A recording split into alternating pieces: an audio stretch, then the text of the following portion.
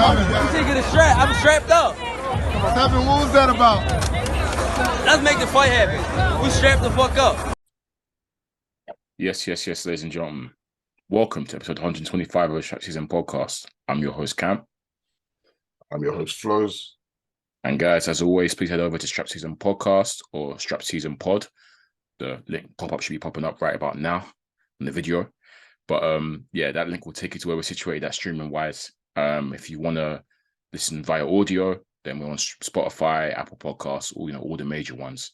And if you prefer visuals, the YouTube channel's up and running as well. Make sure you check that out, like and subscribe. Flowz, here we are. Another week. As always, are you good? Yeah, bro. Yeah? Ready to talk boxing? Yeah, man, I'm good, man. Ready to talk boxing. You know me. Always ready to get cracking. One card to talk about really this week, to preview anyways. There was a fight that went down over the weekend, Flowz. The FA Ajagba, Stephen Shaw heavyweight fight. Yeah. But it wasn't the most entertaining fight, was it, Flowz? I don't know if we want to talk about it in depth, to be honest, but not much went down. We could probably sum up in a couple of sentences, right? Yeah, there's not much to it. Like, I haven't seen the Stephen Shaw fight before. I looked at his CV. Yeah. Best name, once again, is Ryder Booker. So from then, and Ajagba was good. Like, he obviously lost to Frank Sanchez. He's good. And yeah, it was... That Frank Sanchez lost because Ajagba obviously had a bit of a hype train around him. Obviously, he was the infamous fighter that the guy walked out as soon as the bell went. That was against Ajagba, and he's got a couple of nice knockouts on his highlight reel. So I think they kind of like him over in America. They're trying to push him. But that Frank Sanchez loss was quite a bad one. I say bad in the sense that Sanchez kind of schooled him. Was that down for you? Was that just down to the fact that he wasn't ready for someone the caliber of Frank Sanchez? Or is he overhyped? Frank Sanchez is just a better fighter. It's simple as that.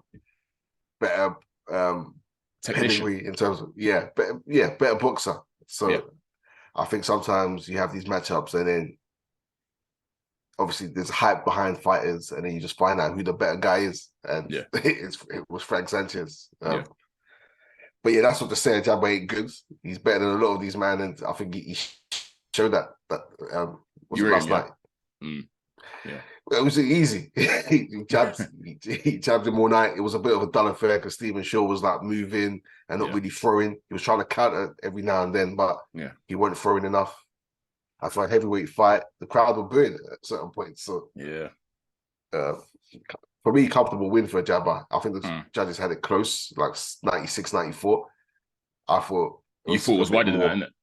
Yeah, I thought Ajagba won a few more rounds. Well, I think 97, 93 would have been fair. It was a 10-rounder, so but not too much difference. Yeah, okay. So he's on a comeback trail post Sanchez defeat anyway. So it's good to see him, I guess, get out early doors. I don't massively rate Ajagba. I think he's solid. I think he's okay, solid competitor.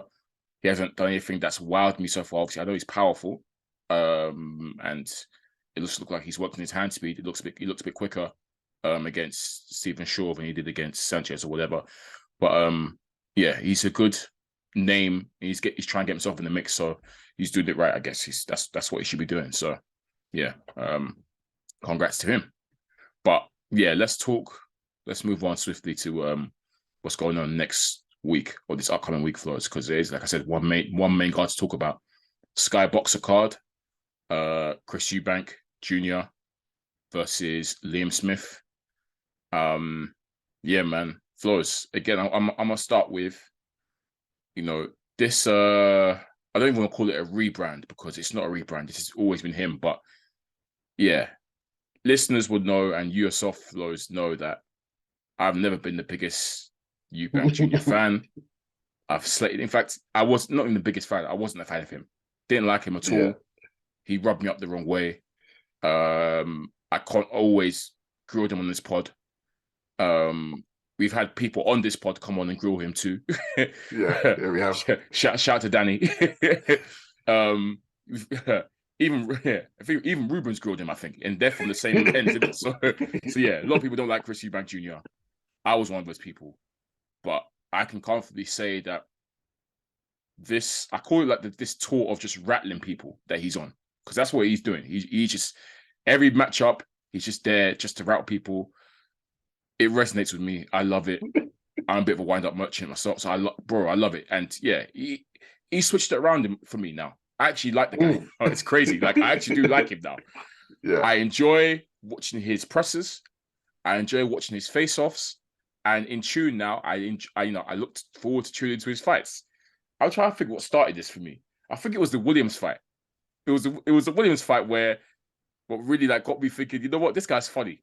Keep him around. Because obviously the Liam Williams fight, he disrespected the hell out of him in the build-up. And obviously during the fight, he was taking the piss, just taking the mickey during the fight. And I thought to myself, you know what? I've got a bit of time for him. And yeah, obviously the Conor Benn situation, the way he was little boy in Conor Benn was hilarious to me. And once again, we find ourselves with Liam Smith situation. He's doing the exact same thing. He's just looking to rattle, looking to piss people off. And yeah, it kind of does work. It always works. These fighters, they bite, bro. They bite. Yeah. I've always not a soft spot for Chris Eubank Jr., but because remember I've said I'm back to early in his career, and I'm kind of like trying to stand by him. Yeah. And yeah, he's funny. That's what he is now. Right now, he's hilarious. He's comedy gold. He's winding people up. He has this look on his face, which you can tell winds people up automatically. Yeah. His dress sense, his tattooed hairline. The guy's hilarious. The way he speaks. Yeah. His choice of words. Content. Everything is hilarious. Yeah. Saute. I think Davey knows what saute means, but I think he's going to saute him. Yeah, he's hilarious. I wasn't too interested in this fight once again, but somehow Chris Eubank Jr. He draws you in, bro. Yeah, man, he draws you in, and I was the same as you, man. I wasn't really. This fight isn't an exciting matchup for me.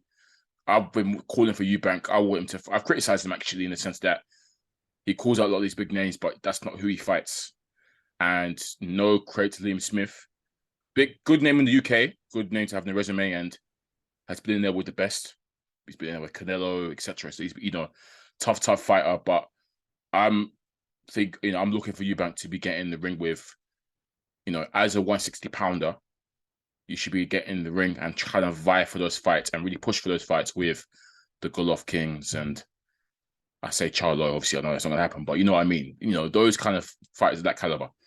But this is if this is a stepping stone to those guys, this is a good stepping stone to have. Liam Smith, we know, is a tough competitor for those, tough as old boots, been around for a while. And if Eubank doesn't take him if Eubank takes him lightly, he could get got, because Liam Smith's been in there with a lot of high quality opponents. So yeah. I was about to say Liam Smith has fought a better opponent. Yeah. Canelo. Best people. Yeah. Canelo. But yeah, what was I gonna say? It's annoying that this is pay-per-view, Yeah, I know. It's shocking. Shocking. I don't know how. I'm interested to see the numbers. Let's put it that way. I was going to say I'm interested to see the numbers. When it happens, I'm interested in the numbers, because I don't know if Eubank Jr. In fact, he isn't. He's not a pay-per-view star. He's not a bankable star. The public has spent most of their time hating on him. Why would they? So, yeah. Liam Smith isn't a household name. He's not the big. Even if it was in Liverpool, maybe you could hear it, but it's not even Liverpool, it's in Manchester. Yeah, even with I'm trying to say, even Callum Smith, who's the more popular brother, the better brother. Yep. Even Callum Smith would be the different weight class, but even them two, that's not pay-per-view quality. It's not for any belt. These men aren't even on the title concerns at all. But anyway, it is what it is. It should be a good fight, though. I will say that it should be a good fight. Yeah. And why do you say that? I mean, I'll delve into why do you think it's going to be a good fight? Styles make fights, man. Liam Smith comes 100%. forward, and the best we see from Eubank is when he shows his athleticism in there as opposed to trying to box and move. If you make, because he can be explosive. So if they come together head on, then it should be a good fight. Liam Smith won't move like Liam Williams and do all that collapsing on the floor. I don't know what Liam Williams was doing. What, getting knocked down from a jab? Getting knocked down from jabs. I don't expect that from Smith At all. But it's down to how Eubank, whether this is going to be a good fight or not. If Eubank starts misbehaving and acting funny there, then it won't be. But we'll see. It should be a good fight. I expect it to be. Yeah, I feel like with Roy Jones being back in his corner, that's been confirmed. Eubank will listen or try to listen. Let's put it that way. I do think when Roy Jones does keep him a bit more grounded. Obviously, he said he highly respects Roy, being the fact that Roy is Roy. That's a legend right there.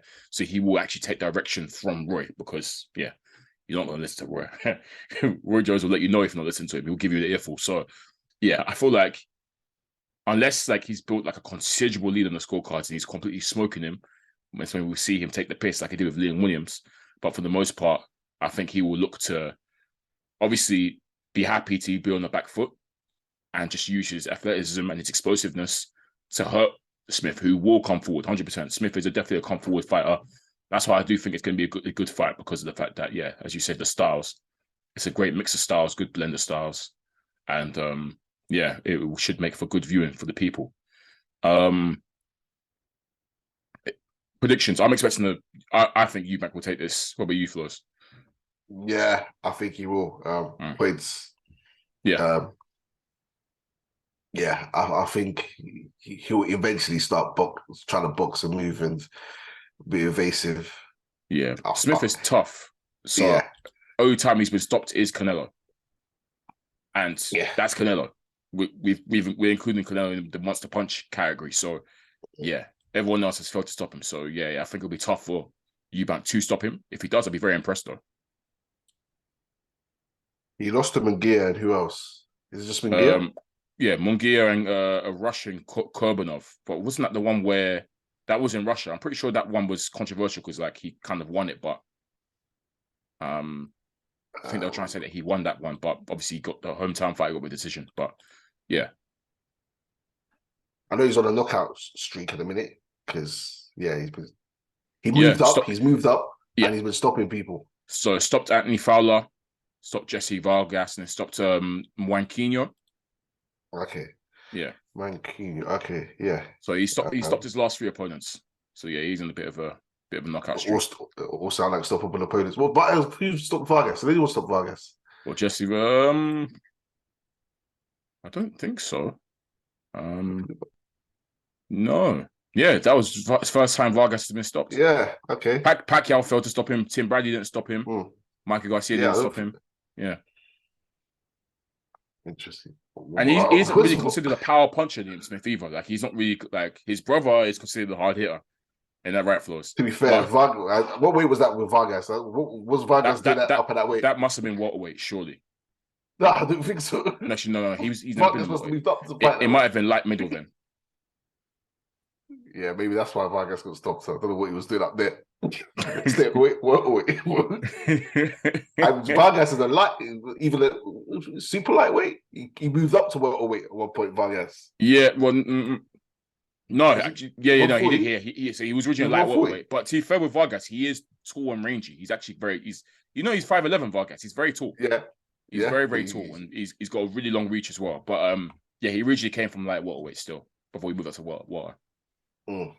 So he must have. I don't know what weight that fight was, but I imagine 154. Yeah, it must I think it must have been 154 because Smith is actually quite small for middleweight. I would say I'll probably say he's on the small end of a scale for middleweight. So it would have been because Smith has always been a light middle.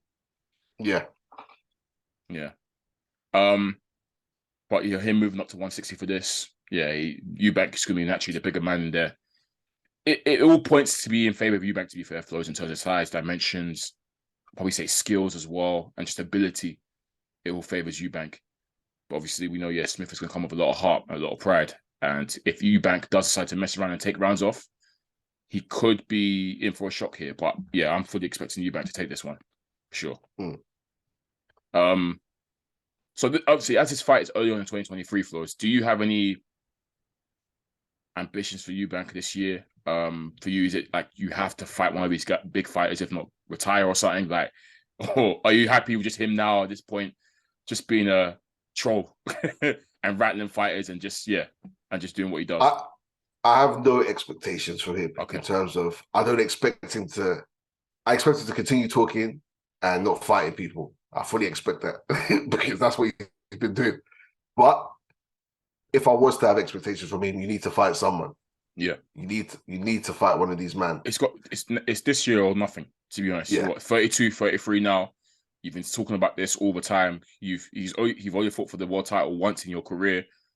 It's got to be now, especially now as Canelo's probably on the way out. No, not Canelo. Triple G could potentially be on his way out soon. Yeah, Charlo potentially be moving up soon. Yeah, man. You can, and there's the other who's the other champion there? There's someone in there. I'm forgetting at 160. There's Munguia is still around, even though he's not a champion, but he's still around. You know what I mean? But yeah, there's no. Yeah, you've had ample time now. This is it. This is it for him. Yeah. But knowing him, Flowz, he's probably gonna call out Jake Paul afterwards. Or Billy Joe, something random. Yeah, or Conor Ben. That's the type of stuff I expect from him. But I need to see you in with the champions. It's now or never, like you suggested. If you don't make anything happen this year, Flowz, do you think he's good enough to win the world title? Just being frank. If he times it well, he could fight for he could potentially fight for vacant belts. Because everyone's obviously, yeah, anyone can fight for vacant. But say he goes into a fight now with Triple G, Charlo, or the other champion is Gianni Bet guy, the one from Kazakhstan. Do you think he's capable of beating any of those guys?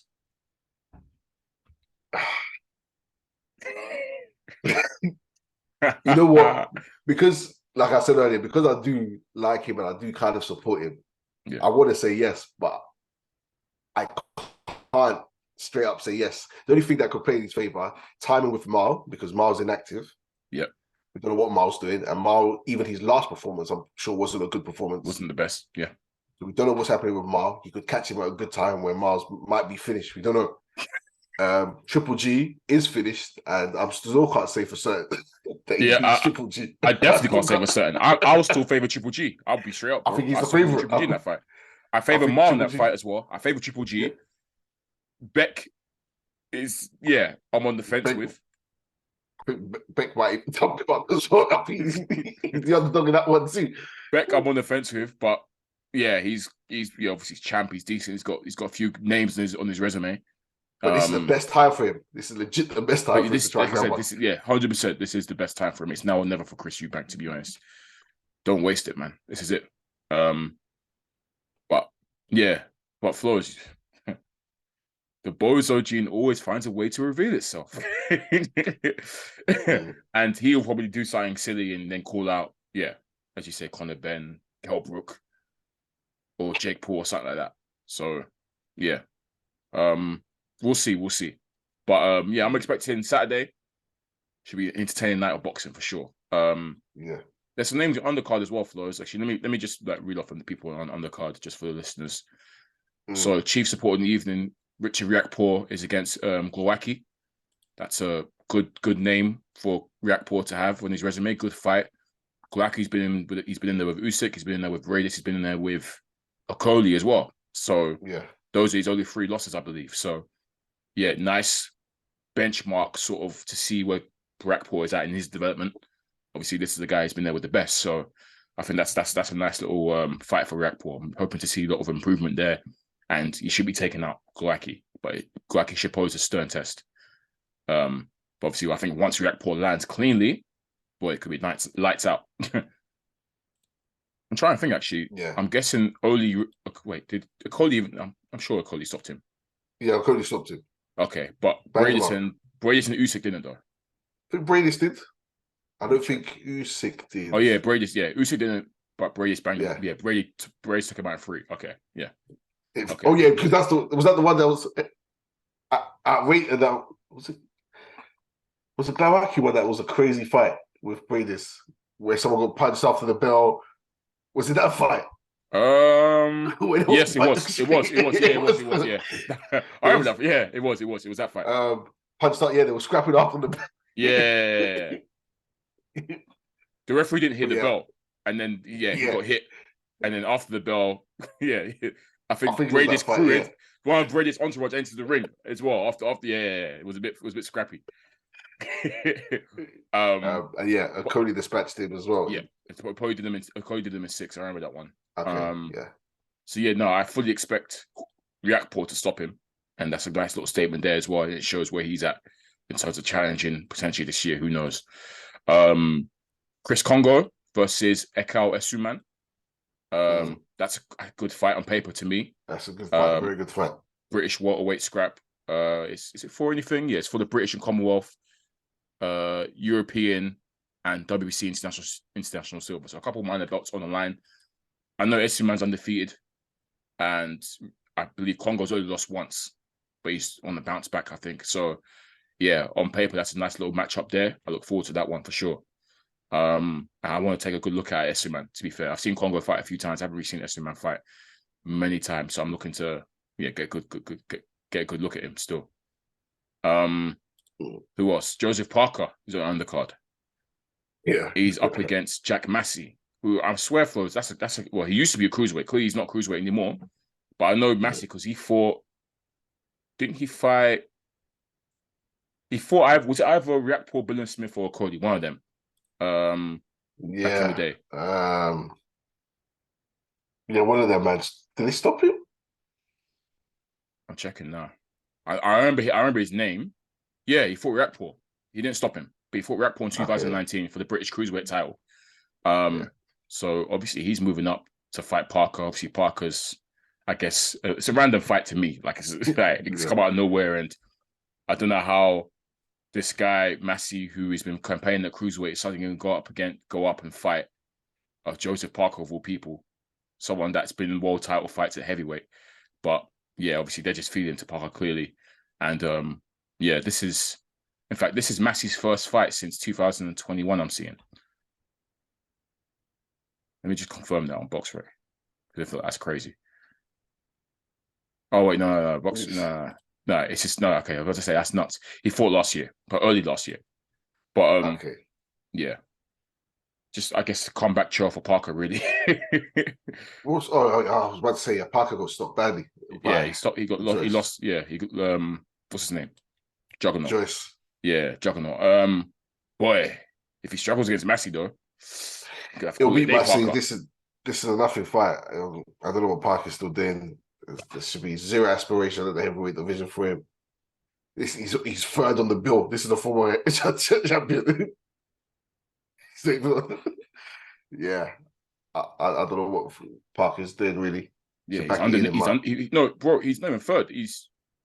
I'm seeing on the fight card, Essuman and Kongo's ahead of him, bro. He's fourth. I'm looking at it right now, fam. He's fourth. He's fourth down. Yeah, this is probably just a get out fight because quick tune up. So then just get out, just there. Do you think Parker should retire? Yeah, he might as well. He might as well. There's nothing out there for him because he's not beating any other guys. And when I said the guys, you know what I mean, obviously. The prospects are probably going to bang. I mean, I think Jerry Anderson bangs him up. Oh, great fight though. To be fair, let's see what he looks like as a gatekeeper. I don't mind it. Yeah, let's stick around because he's not old. I was gonna say he's younger than all of them. So he's not old. I wouldn't say call it a day yet.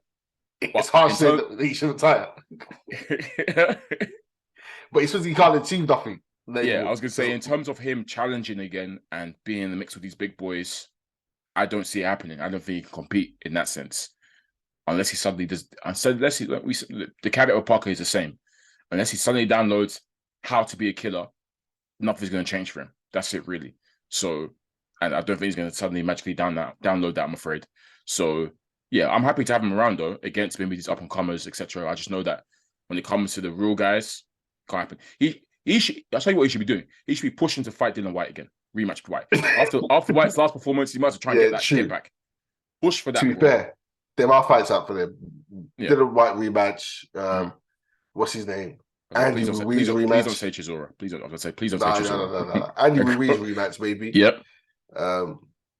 Yeah, there's few money fights out there for him. Andy Ruiz rematch, maybe a few of these other men who are on the edge of trying to be world level, but they're not there. Ready on the precipice. Yeah, of there. Ready to, they're gonna be food eventually to people. Or So there's fights out there for him. He doesn't need to retire. Yeah. Cool. Fifth on the bill, we've got Fraser Clark. He's up against a guy, Argentinian guy, Espindola. So you've never heard of him, just checked his record. Okay, 7 wins, six losses. So yeah, that's gonna be quick 3-round max, I'm sure. What fight is this for Fraser Clark? How many fights he had now? This will be his 5th. Eesh. What you say, Eesh? He needs to get a move on. Yeah, okay. He needs to be fighting. When did he turn pro? Was it last year? Was it last year? I feel like I see him all the time. He's always doing commentary. Yeah, because he's always doing broadcast. He's doing commentary. I think he was injured. For some time. Right, okay. How old is he? I don't know if he turned pro. He's 38, right? Yeah, he's not 38, I don't think, but he's in his 30s. Oh no, myself, he's 31. My bad. Yeah, I don't think. I got that. I think I got confused because obviously Joyce is like 36, 37 though. So yeah. So 4 fights. He officially did turn pro. It was last year. So 4 last year, decent. Okay. Yeah. Yeah. Okay. Let me not be too harsh then. Yeah. I think he's moving at the rightish pace. Obviously, you probably get another 4 or 5. What was the Olympics? He was at the Olympics. Okay, the Olympics was. Oh, it was not 2020. Olympics 2021. Yeah. Okay, he turned pro after the Olympics. Okay, get a move on this year because you're 31. So, what do you reckon then for him this year? 5, 6, or 4, 5 again? Yeah, 5, 6. 5, 6. Because right now he's fighting. I don't know who he's fighting. Yeah, guys that have losing records or You're an Olympian already, so get going. Fair. Those are the main fights I know. You've also got some up and comers. Matty Harris, he's a UK heavyweight against a guy called Sermaj, Scott Forrest, and Frankie Stringer. So I mean, you hear that card flows, the lineup. It's definitely not pay-per-view worthy, is it, man? It is like that is not worth paying money for. To how much the pay-per-view? What, £26 a pop, something like that? There's not a single world title anywhere on that card. Yeah, man. That's what we always say is the minimum, right? For a pay-per-view fight, it's gonna be this one type world title of a line, but if not, maybe 2 megastars at least. And these guys aren't mega. Eubank Jr. Cool, you can say he's a household name in the UK, but I wouldn't call him like a mega, like one that commands pay-per-view fees, if you ask me. I mean, I was annoyed that Ben Eubank was going to be on pay-per-view. I said that's a joke as well. That shouldn't be pay-per-view fight ever. But yeah, it is what it is. I guess Sky got the money. Maybe Eubank has commanded a huge fee, or Parker might be expensive, to be fair. Because Parker, I think one thing we know about Parker, he gets his money. So after the way he called out Frank and Joe Joyce, and when he dropped the figures to Parker's getting his bread, clearly. So maybe he's expensive. Maybe he's very expensive. So that's why they had to find some random appointment for him as well. But yeah, definitely not pay-per-view worthy. But hey, listen, if you want to pay for it, please, man, we ain't gonna tell you what to do. You do what you want. Yeah. I ain't paying for it though.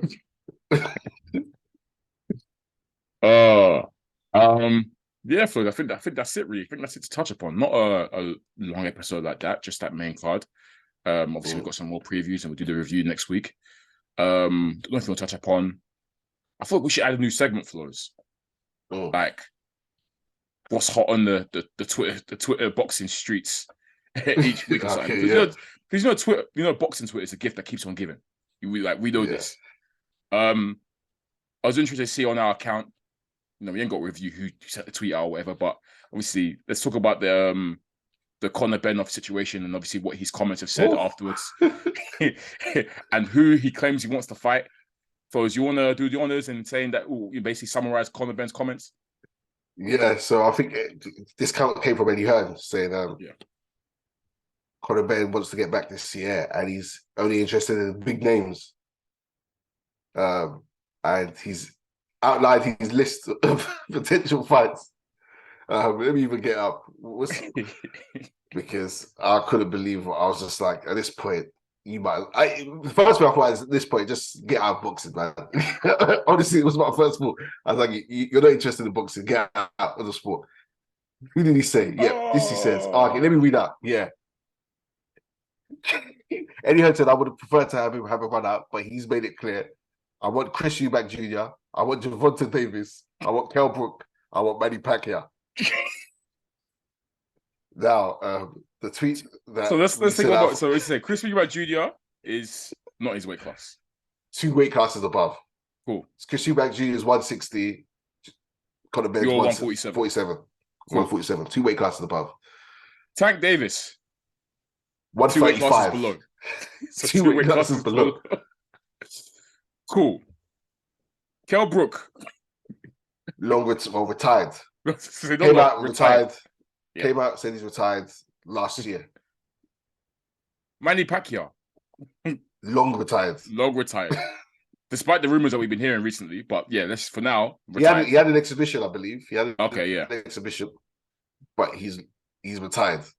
Also, Manny Pacquiao's 44. Let me put it that way as well. Let me add that. He's 44 years old.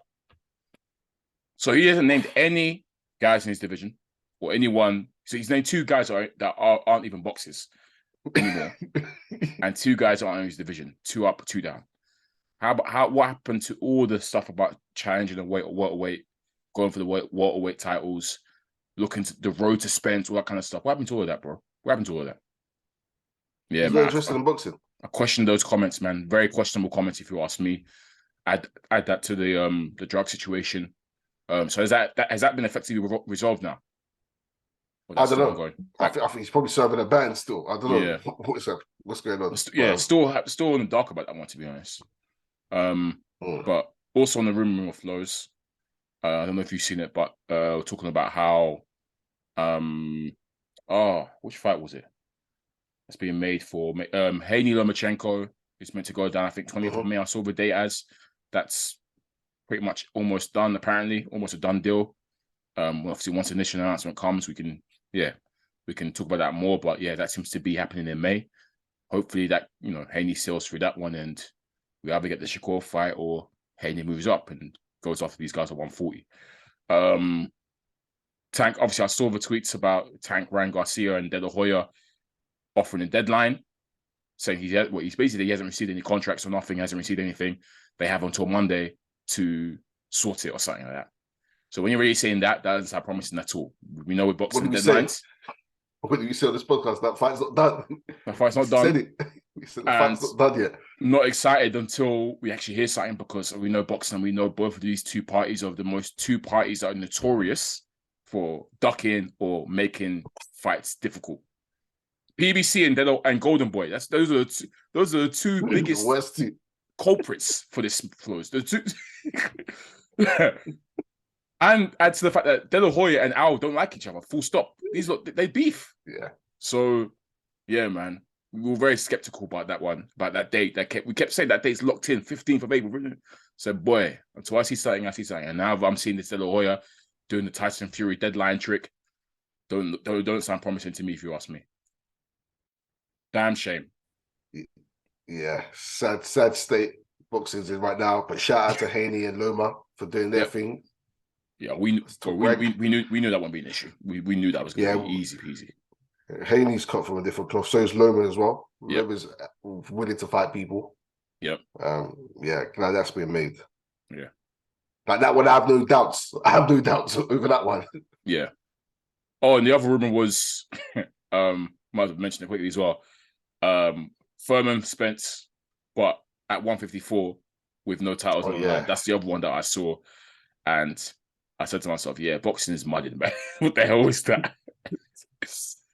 Yeah, it's not even that I'm angry that Spence and Furman haven't made it. No, Spence and Crawford ain't made it. It's just the fact that why is it at 154 and why are you not putting the belts on the line? Yeah. So that clearly just says to me that Spence he's basically got 1 foot in 154 anyways. He said how tough it is to make 147 now. He's been given 10 years. He's a struggle. He's only really going to want to fight at 147 now if it's Crawford. That's it. If it's for all the marbles. Otherwise, boy, he's gone. So that's what it says to me. Yeah, it doesn't look promising for that fight happening at 147. Maybe eventually we might see Crawford Spence for no belts at 154. Yeah. That's the inkling I'm getting. Yeah. Or at least not little hope I'm holding on to for that fight. Yeah, man. State of boxing, man. Duck season is what it is. And all kinds of duckings, right, Flowz? Yikes. Ramirez. Let's call him out. Ramirez, Isaac Cruz. Who's the other one? Who ducked Shakur? There was one more who ducked Shakur. Isaac Cruz or someone else. Anyway. Specifically ducked Shakur. Ramirez was obviously Prograis. Prograis. Yeah. Tiafimo is ducking Prograis as well. Tiafimo is making all kinds of excuses. Hella excuses for Prograis. I can't remember the last one though. Because I know he was going down the list in 140. Yeah. For who to fight Shakur, and they're all making kinds of excuses.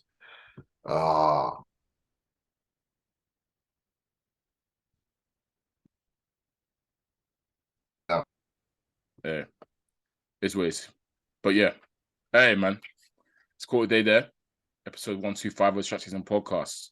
Once again, I've been your boy Kam. I'm your boy Flowz. And keep liking, subscribing, round up them views. Peace. You taking a strap? I'm strapped up. 7, what was that about? Let's make the fight happen. We strapped the fuck up.